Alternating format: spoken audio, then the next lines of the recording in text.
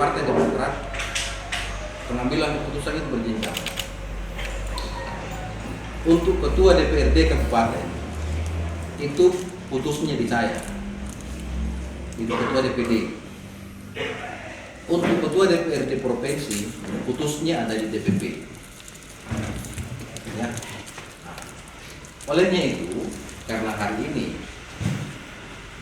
karena ketua DPRD adalah hak Partai Demokrat, begitu undang-undang MD3 ya,